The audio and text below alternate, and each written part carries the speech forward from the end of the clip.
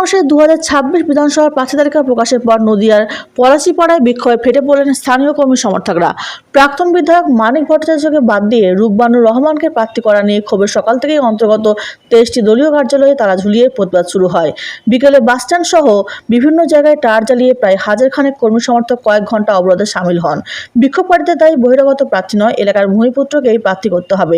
তাদের অভিযোগ, এই সিদ্ধান্ত প্রত্যাহার না হলে আন্দোলন আরও তীব্র হবে এবং নির্বাচন দলের জয় কঠিন হয়ে পড়বে। স্থানীয় এক কর্মীর কথায় মানিক ভট্টাচার্যকে বাদ দেওয়ার সিদ্ধান্ত মেনে নেওয়া হলেও বহিরাগত প্রার্থী মেনে নেওয়া হবে না। তাদের দাবি পলাশীপাড়ায় ভূমিপুত্র অনুপ রায়কে প্রার্থী করা হোক। ব্যুরো রিপোর্ট, বাংলার কণ্ঠ।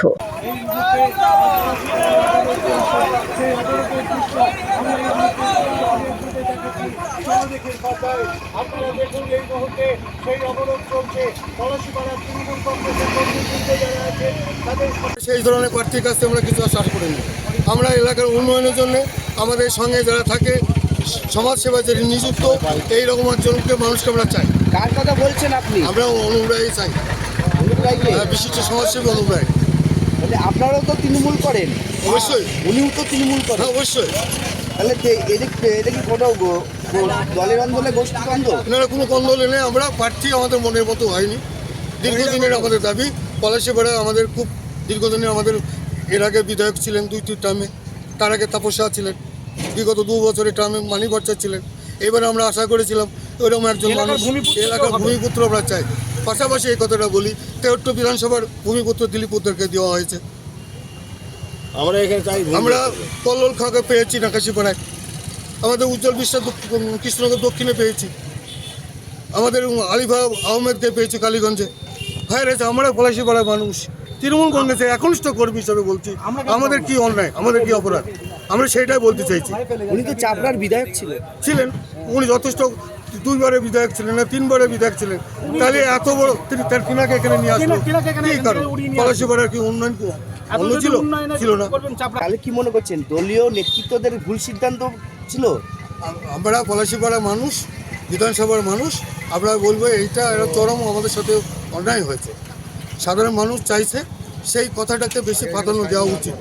দল দিদিমণি আমাদের মমতা ব্যানার্জির কাছে, আমরা অভিষেক বন্দ্যোপাধ্যায় আছে, ওনার কাছেও আমরা আমাদের করজোড়ে নিবেদন, এই প্রার্থীর ব্যাপারে আমরা কিন্তু পলাশীপাড়ার মানুষ, আমরা বিশিষ্ট সমাজসেবী একজনকে আমরা চাই ভূমিপুত্র হিসাবে অনুযায়ী।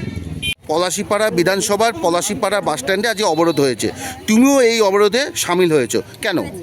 কারণ আমরা বহির্গত চাই না, আমাদের ঘরের ছেলে, আমাদের গ্রামের মানুষকেই আমাদের দরকার। কেন মানুষ, বাইরের মানুষ কেন? কারণ বাইরের মানুষ হলে কি আমাদের তো ধরা ছাড়া বাইরে থাকবে, আমরা তো তাকে পাবো না কোনো সময়। আমাদের কোনো কাজ হলে আমরা তার কাছে যেতে পারবো না, না তার সাথে কোনো যোগাযোগ রাখতে পারবো না, তাদের সাথে আমাদের কোনো লেনদেন থাকবে না। কিন্তু আমাদের যদি গ্রামের ছেলে, আমাদের মানুষ যাদের আমরা চিনি জানি, আমাদের কাছে থাকে, তাদের কাছে গেলে তো আমরা সাহায্যটা পাবো, আমরা তাদের সামনে যেতে পারবো, তাদের সাথে কথা বলতে পারবো।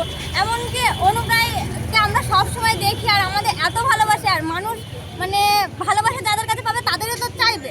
তো আমরা অনুপ রায়কে ছাড়া আর কাউকে চাই, বাইরে আমরা কাউকে চাই।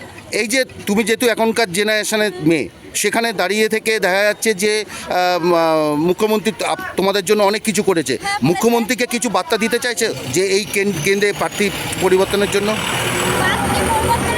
প্রার্থী বলতে গেলে আমাদের বাইরের লোককে দরকার নেই, আমাদের ঘরের লোককেই দরকার। আমি মমতাকে এই একটা কথাই বলবো, আমাদের একটা এক্সট্রা কোনো কথা বলার নেই, আমাদের ঘরের লোককেই চাই। তোমার নামটা বলো। আমার নাম সুস্মিতা দাস।